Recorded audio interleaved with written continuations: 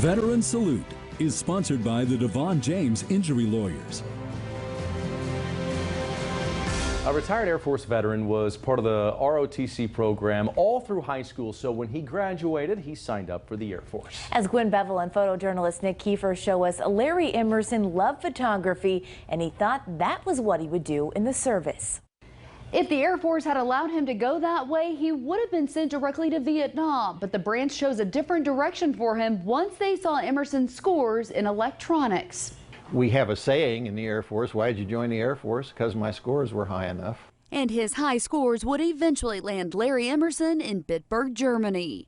Looking down from the top of the silo, down, and it's 155 feet to the ring at the bottom. He was assigned to the Mace missile. The hangar that we were assigned to had nothing but crates in it, full of equipment. It was the airman's job to get that underground launch site up and running. When you get it uncrated, you got to set it up and check it out, make sure it works. The weapon was run by a first-generation inertia guidance system. This is some of the equipment in our procedures trainer. Emerson says the crew used that equipment to test and maintain nose cones that guided the computerized weapon. We had a combat crew badge that, as a missile crew member, we would wear the combat crew badge. Emerson says the launch crew and maintenance crews were on alert 24/7. We all got along good together, and we worked very good together. Emerson says it took them 2 years to get everything operational, and that's when he headed to Orlando to work in missile maintenance for a while. In a very short time,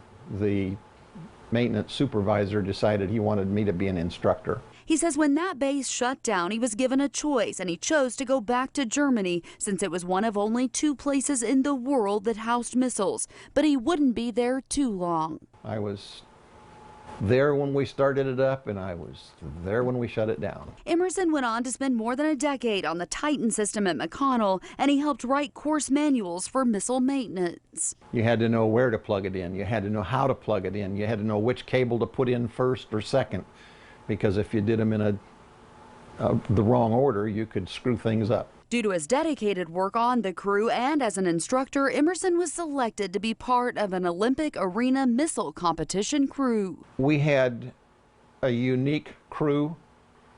We all came from different families, different parts of the country. And this diverse team went on to win big. First this ring, and then the second year. I'm very proud of that trophy. The team brought this very first Blanchard trophy back to McConnell, and Emerson has held on to it all these years. These are my original dog tags. Just like he has many other things that remind him of his days working on the Mace and the Titan. I received an Air Force Commendation Medal while I was on crew. Emerson still has his original missile badge. The missile badge that I wore on my original dress uniform. And in the end, he got to use those photography skills in a career as a professional photographer. That was after the 20 years he gave to the Air Force.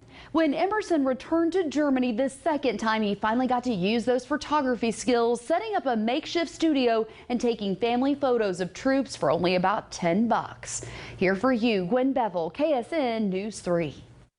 Tonight, we salute Larry Emerson for his service in the Air Force.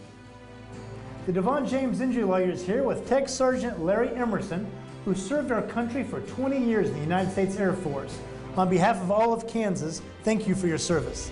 Thank you, and thank DeVaughn James for the community service that you do, and for the veterans.